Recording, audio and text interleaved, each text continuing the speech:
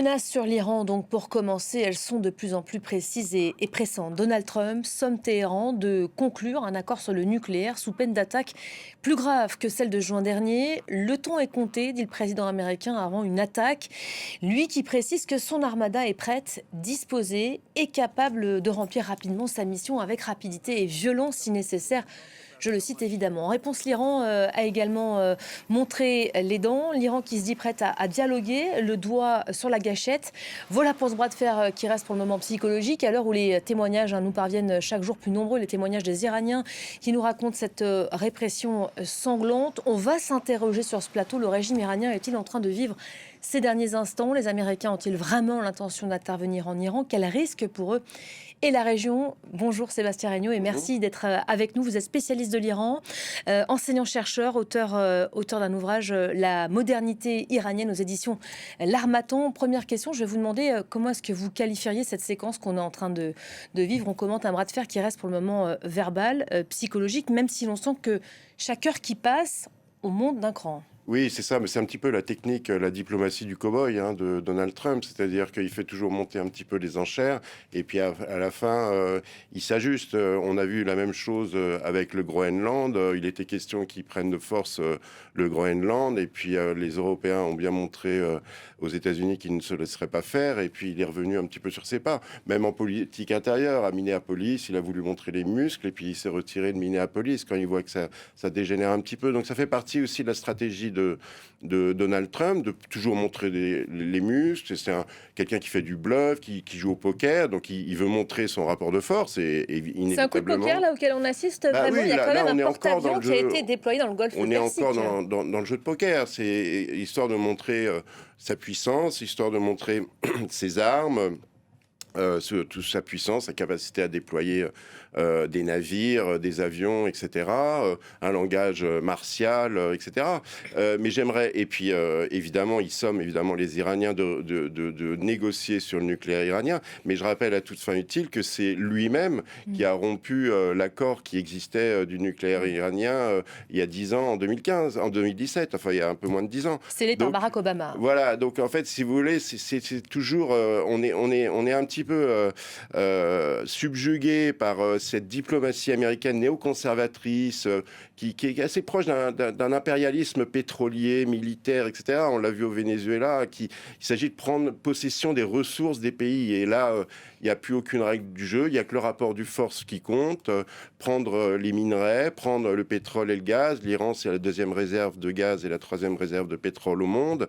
L'idée derrière cette idée néoconservatrice, un peu impérialiste et militaire, il y a aussi cette volonté de contenir l'influence de la Chine. Donc, vous voyez, il y a plusieurs niveaux de lecture. Il y a le niveau de la stratégie globale des États-Unis qui sont dans une espèce de conquête du monde un peu impérialiste autour du militaire. C'est un petit peu ce qu'on avait vu d'ailleurs à l'époque de George Bush. C'est les mêmes acteurs, même s'ils sont un petit peu adoptés. Mais la grande différence avec l'époque, c'est que Donald Trump a bien dit pendant toute sa campagne, et ça je crois que c'est qu'il veut pas de guerre à l'étranger, c'est-à-dire qu'il veut pouvoir prendre le contrôle des ressources,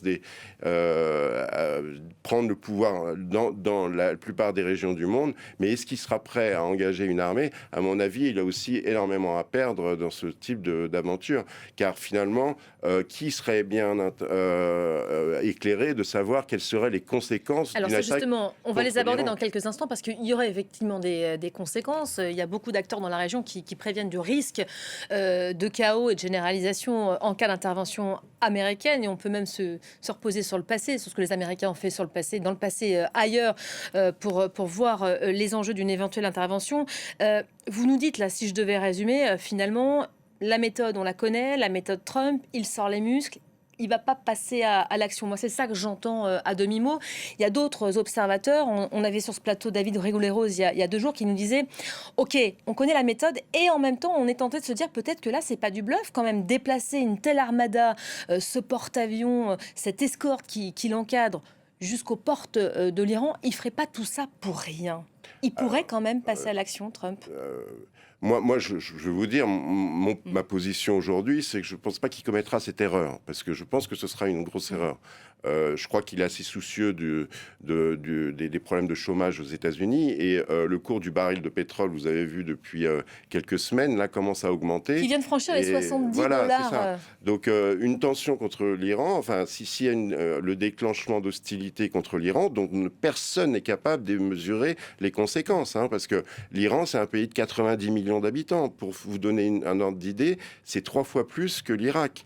C'est la somme de l'Irak, de l'Afghanistan et de l'Arabie Saoudite ensemble. Donc, si vous voulez, on est à des échelles de grandeur et à des échelles qui sont complètement difficiles, impossibles à générer, à évaluer. Et puis, c'est une région évidemment extrêmement pétrolifère. Et quand vous voyez le point de vue des Émirats arabes unis, de l'Arabie saoudite, du Qatar, de la Turquie, ils sont tous contre une intervention militaire américaine. Et La ça Turquie qui joue. s'est proposée en médiatrice ce matin et qui en même temps dit elle sécurise sa frontière au cas où. Voilà, c'est ça. En fait, faut trouver des médiateurs parce que si vous voulez, moi, c'est ce règlement par la guerre de tous les problèmes de toute cette région. On a vu ce que ça a donné en Afghanistan, en Irak, en Syrie, au Liban, en Libye, oui.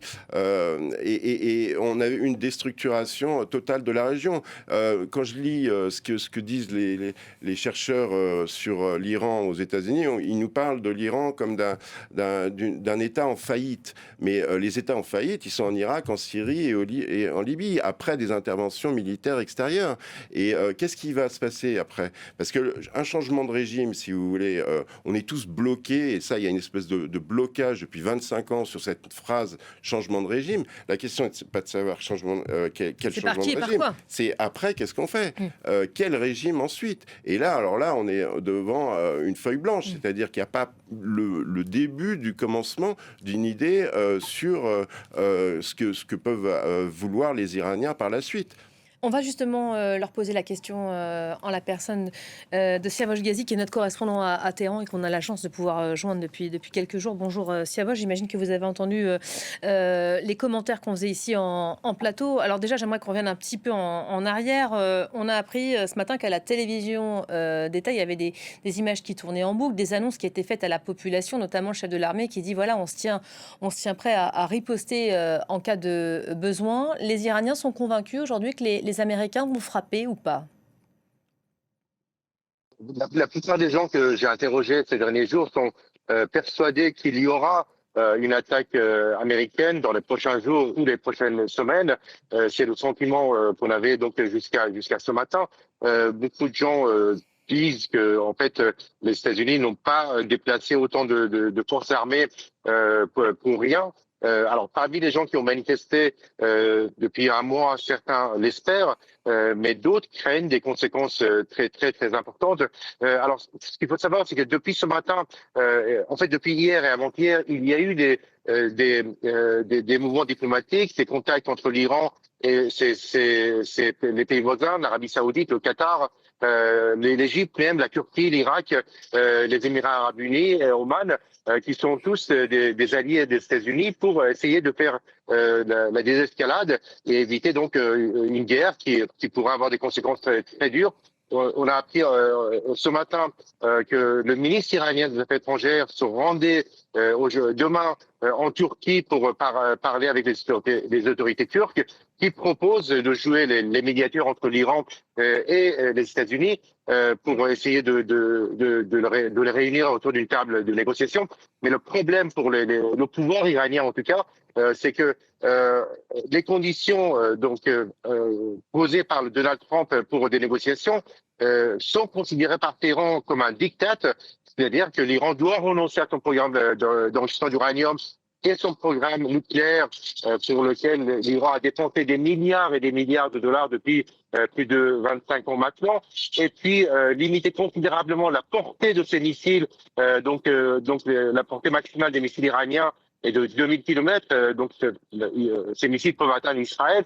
Les États-Unis demandent que les missiles la portée de ces missiles soit réduite à 500 km ou 400 km. Les autorités iraniennes disent qu'en fait, c'est empêcher l'Iran de se défendre en cas de nouvelles attaques israéliennes. Donc, les négociations si elles ont lieu, seront difficiles à cause des conditions posées par les États-Unis pour des négociations et un accord sur le nucléaire. Ça, c'est pour l'aspect évidemment diplomatique, l'état des échanges là au moment où l'on se parle. J'ai envie de commenter ce qui se passe derrière vous, Siavosh, parce qu'on a la chance de vous voir avec cette image de Téhéran derrière vous. Vous êtes positionné en place d'un important carrefour en plein cœur de la capitale, où on voit les véhicules circuler, hein, la vie qui a repris son cours quasiment normalement. Parlez-moi des Iraniens, s'il vous plaît, Siavosh, à l'heure où on a des témoignages qui nous arrivent chaque jour plus nombreux, parce que le blackout numérique a été progressivement levé. Les Iraniens, ils sont dans ce questionnement, frappe américaine ou pas, ou ils sont dans toute autre chose? On est encore en train de parler de la répression, non? Non, on parle, en fait, c'est les deux sujets qui reviennent dans toutes les conversations. Ce qui s'est passé depuis un mois, les vidéos qu'on a pu voir ici à travers les télévisions qui sont diffusées sur satellite, les télévisions persan, la BBC en persan, Iran International, qui ont diffusé de nombreuses images, de nombreuses vidéos de ces morgues à Téhéran, en province, mais aussi des cérémonies de deuil des familles qui enterrent leurs jeunes. Donc tout le monde a toutes ces images à l'esprit. Il y a beaucoup, quand on parle aux gens, les mots qui reviennent, c'est d'abord une immense tristesse et ensuite une immense colère par rapport à ce que l'on a vécu depuis un mois, un peu plus d'un mois. Mais en même temps, l'autre sujet qui revient dans les conversations, c'est la possibilité d'une attaque américaine. La situation économique est déjà particulièrement difficile et beaucoup de gens disent que si, en plus de ce qu'on a pu vivre depuis maintenant 6 mois à un an, c'est-à-dire une chute considérable de la valeur de la monnaie iranienne, une inflation qui touche de plein fouet les classes pauvres et les classes moyennes, une inflation qui dépasse 60%, mais en réalité, c'est plus de 100%, voire 200% pour certains produits de consommation courante. Donc, si dans ces conditions-là, où la vie est déjà très difficile, en plus il y a une guerre, ça va être la catastrophe. Le commerce, l'économie iranienne est complètement paralysée à cause de ces menaces d'intervention américaine. J'étais il y a 2 jours au Grand Bazar de Téhéran, et là il y avait du monde, mais pas le monde qu'on a l'habitude de voir à cette période de l'année où les commerçants font leurs affaires. La plus grosse partie de leurs revenus vient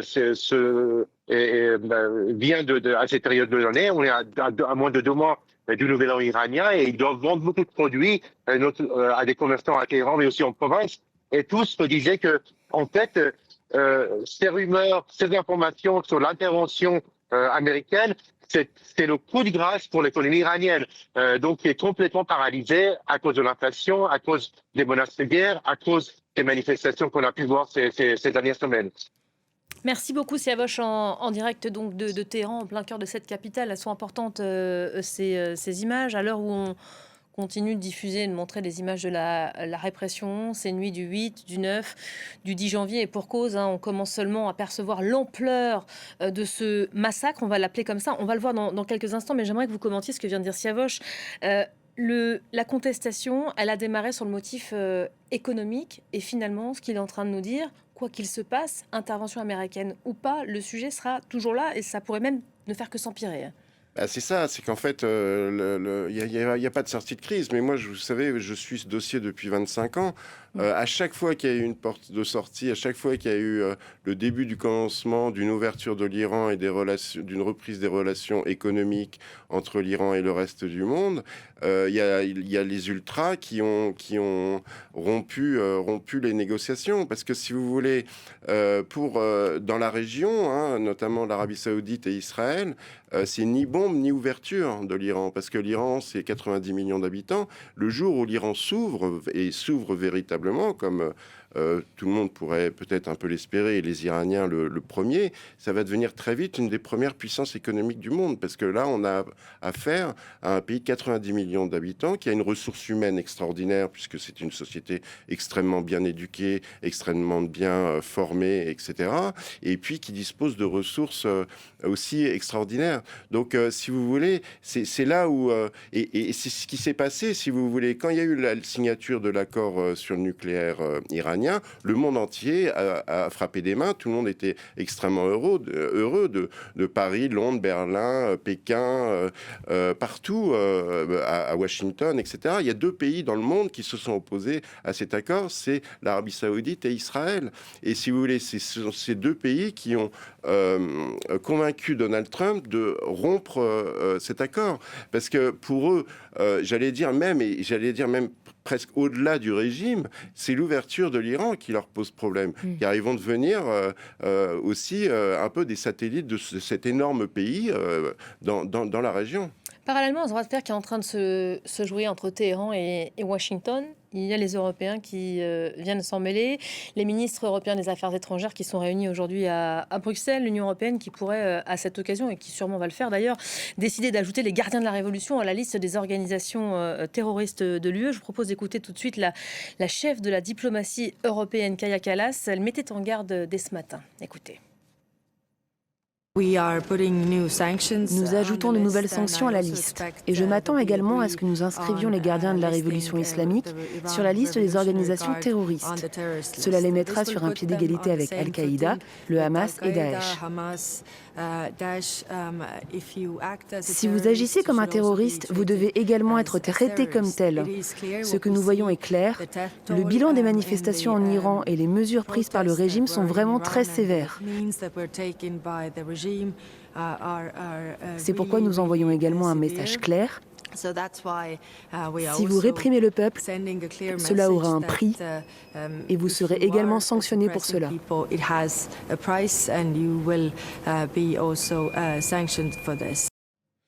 Ajouter le bras armé idéologique du régime iranien aux côtés de branches comme le Hamas ou Al-Qaïda, ça changerait quoi concrètement demain pour l'Iran et les Iraniens ? Ça va un petit peu encore ajouter une pression, et puis ce sera un levier pour la suite pour pouvoir établir des relations diplomatiques. C'est toujours la question, c'est qu'en fait chacun, quand il n'y a pas de relations diplomatiques, et là c'est là où toute cette région-là du monde pâtit de l'absence totale d'une politique française dans la région, d'une politique européenne dans la région. Maintenant, on est un petit peu à la remorque des États-Unis et on n'a pas de discours véritablement différent de ceux des États-Unis. Moi, je me souviens que toutes les années, j'ai passé plus de 15 ans en Iran, toutes les années où j'étais en Iran, la France avait un rôle absolument majeur dans toute cette région. C'était la France, d'ailleurs, tout passait par la France dans toute cette région. La position française est un peu délicate aujourd'hui. On a encore 2 Français qui sont à l'ambassade de Téhéran.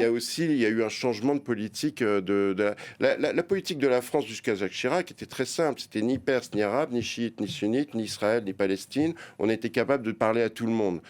À partir de l'élection de Nicolas Sarkozy, si vous voulez, il y a eu une radicalisation vers ce que j'appelle une salafisation de notre politique étrangère vers l'Arabie Saoudite et le Qatar. On a complètement abandonné l'Iran et on s'est beaucoup rapproché d'Israël. Du coup, la France, qui avait un rôle de médiateur dans toute cette région du monde, qui était capable de discuter avec tout le monde, contrairement aux États-Unis, elle a perdu ce rôle de médiateur. Et comme la France avait toujours eu un rôle absolument majeur en Europe, plus personne n'a ce rôle-là. Alors les sanctions contre les gardiens de la Révolution, oui, ça va pénaliser les gardiens de la Révolution dans tous les avoirs qu'ils ont en Europe, mais ils ont des avoirs un petit peu partout dans le reste du monde. On parlait tout à l'heure de régime qui chute. Au début de cet entretien, comment est-ce qu'on fait tomber un régime ? On se souvient que Donald Trump, il y a quelques jours, a essayé de souffler sous les braises, appelant les manifestants à se saisir des institutions comme un coup de force. Voilà, on a vu ce que ça avait donné. C'est une très grande imprudence de la part des États-Unis et d'Israël d'avoir poussé les manifestants et surtout de leur avoir dit on va vous aider à changer le régime. Les renforts arrivent, c'était les mots de Donald Trump. Parce qu'à partir de ce moment-là, c'est la nature des manifestations pour le régime, là j'essaie de rentrer un peu dans la psyché du régime, était de nature complètement différente. C'était plus des manifestations irano-iraniennes plus ou moins légitime. Ça devenait une ingérence internationale, une tentative de coup d'État organisée par les États-Unis et Israël. Donc ils ont mis en danger les Iraniens et le bilan catastrophique est aussi un petit peu lié à cette question-là. C'est comme ça que sont qualifiés aujourd'hui les Iraniens qui sont tombés pendant cette contestation, ou les dizaines de milliers d'Iraniens qui sont actuellement dans les geôles iraniennes. On n'a pas les chiffres exacts, mais on sait que c'est colossal. 40, 50 000 personnes interpellées en un mois, accusées d'être des terroristes à la solde, notamment de Washington. Voilà, en Iran, il y a tout un vieux contentieux qui dure depuis, j'allais dire, une centaine d'années sur les ingérences étrangères. Il y a une espèce de paranoïa sur tout ce qui relève des ingérences étrangères.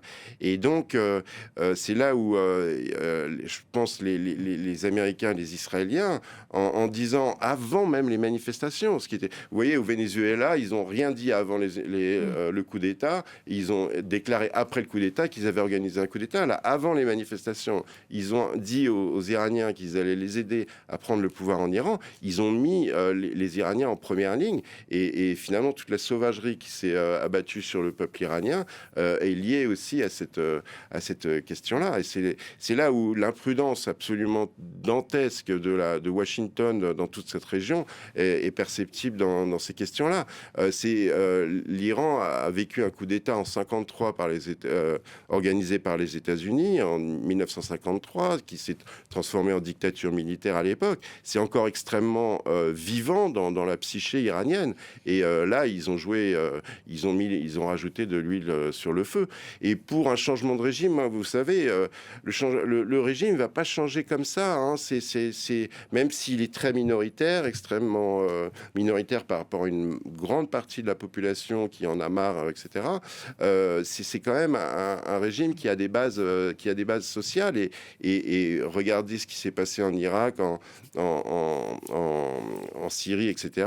Les pouvoirs ne sont pas tombés comme ça. Moi, je crois qu'une seule chose, c'est au peuple iranien. Je pense que c'est au peuple iranien... Qui est en état de choc pour le moment. Le peuple iranien qui est encore en train de chercher des proches disparus depuis le début de la contestation. Et c'est ça. Et ils ressentent un petit peu aussi les jeux américains comme des formes de soutien-trahison. C'est-à-dire qu'ils ne savent même plus eux-mêmes sur quel pied danser par rapport à... Ça, c'est une réalité. Et on nous en a témoigné à plusieurs reprises sur cette antenne. Les Iraniens, quand ils descendaient dans la rue, ils s'attendaient à ce que les Américains leur viennent en aide. Voilà, ils sont toujours dans l'attente aujourd'hui. Il y a vraiment une imprudence totale du côté de Washington, et c'est les Iraniens qui sont en première ligne et qui en pâtissent, qui en subissent les frais. C'est-à-dire que là, les Iraniens, vous savez, les Iraniens sont des gens très patriotes, sont des gens qui peuvent détester le régime, mais qui ont un très fort patriotisme et qui seront toujours très attachés à leur pays. Et la question est de savoir aussi, c'est à partir du moment où les États-Unis, s'ils attaquent le régime, ils vont attaquer l'Iran. Et donc, ils vont s'en prendre à l'intégrité et à la souveraineté nationale. Donc, des gens qui peuvent être contre le régime peuvent être aussi contre des interventions. Vous pensez qu'il y a un risque que ça ressoude c'est ce qui se passe à chaque instant. Des opposés. C'est-à-dire, vous savez, pendant la guerre, quand Saddam Hussein a attaqué l'Iran, des chrétiens iraniens, des juifs iraniens, des zoroastriens iraniens sont allés défendre l'Iran, et pourtant, ils n'avaient absolument aucune accointance avec le régime islamique. C'est la question de l'intégrité territoriale et de la souveraineté du pays.